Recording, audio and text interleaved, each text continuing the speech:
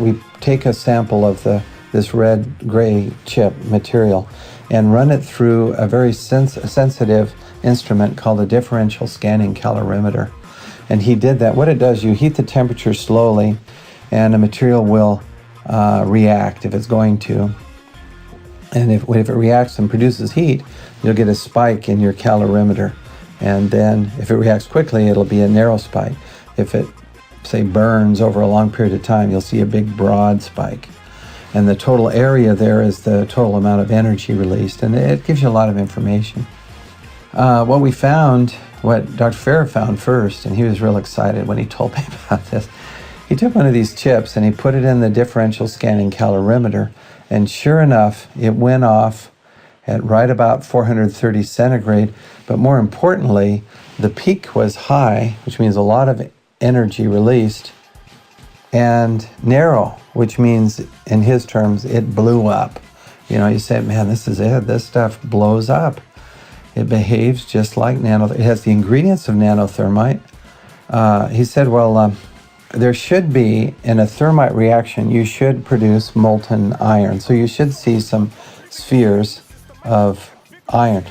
Think of spraying water in the air, and you get droplets that are more or less spherical because the surface tension pulls the liquid into a sphere. It's very simple.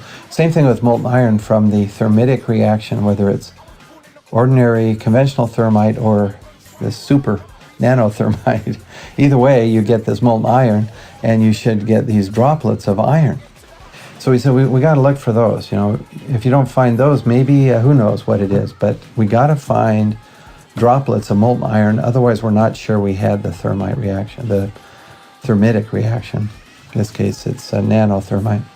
So we looked, and wow, what a beautiful sight. As you look at this, after the red materials reacted, there are these little spheres, just tons of them. And we compared the traces that we got in this sophisticated calorimeter with traces obtained with known thermite. These are published data, and our peak is actually narrower. I mean, this stuff goes off with very rapidly, and more energy also than had been reported by these other researchers working with known nanothermite. I used to go to the National Institute for Standards and Technology, NIST, yearly for science competitions, and that building and organization was like one of my heroes growing up.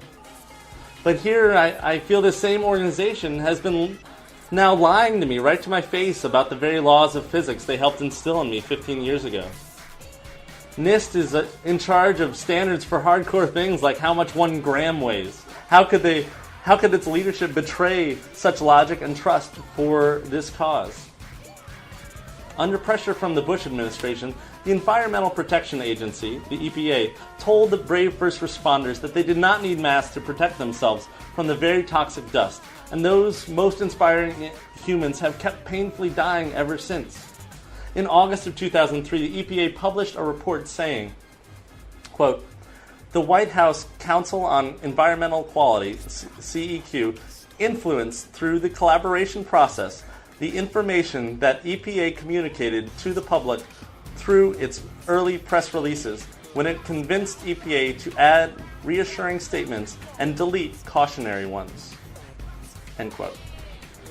New York Daily News recently reported that Paula Rodriguez, 44, a New York Fire Department emergency medical technician, died May 30th of non-Hodgkin's lymphoma, pushing for important legislation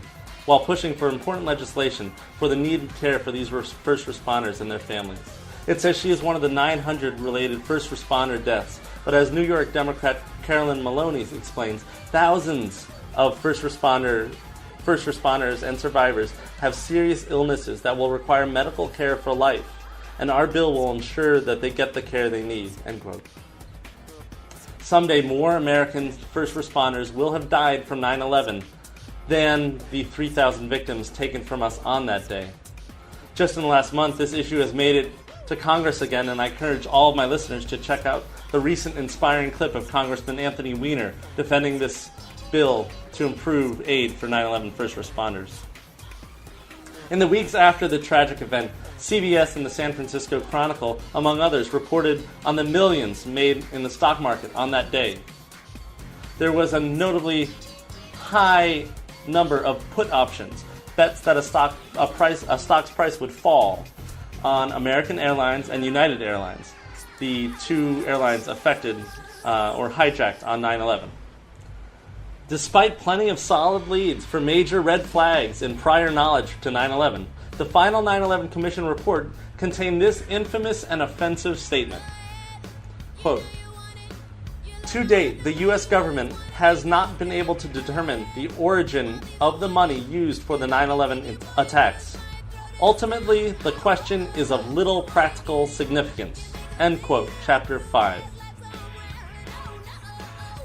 Also particularly interesting, one of the testimonies given before the 9/11 Commission was by then Secretary of Transportation Norman Mineta, captured on C-SPAN, preserved through YouTube. He says, I wanted to focus just a moment on the Presidential Emergency Operating Center. You were there for a good part of the day. I think you were there with the Vice President. And we had that order given, I think it was by the President, that authorized the shooting down of commercial aircraft that were suspected to be controlled by terrorists. Were you there when that order was given?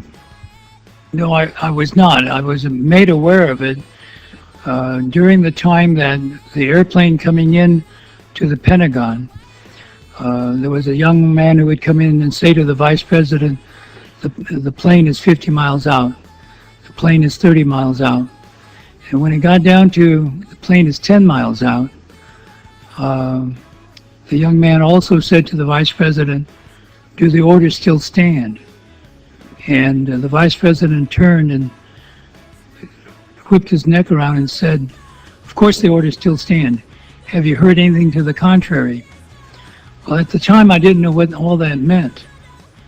And the flight you're referring to is the flight that came into the Pentagon. Yeah.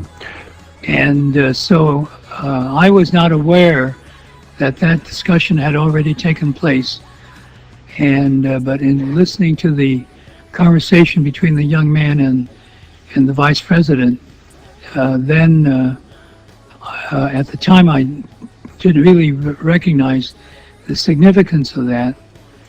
And then later I heard of the fact that the airplanes had been scrambled from Langley to come up to DC, but those planes were still about 10 minutes away.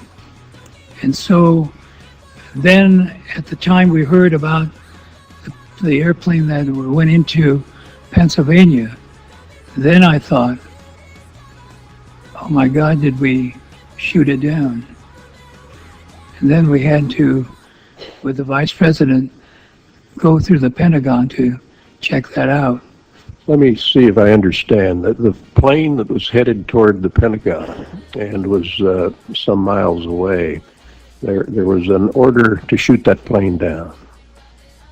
Well, I don't know that specifically, but I do know that the airplanes were scrambled from Langley or from Norfolk, the Norfolk area, and so. But I did not know about the order specifically, other than listening to that other conversation. But there very clearly was an order to shoot commercial aircraft Subsequently, down. I found that out. With respect to Flight 93, what type of information were you and the Vice President receiving about that flight?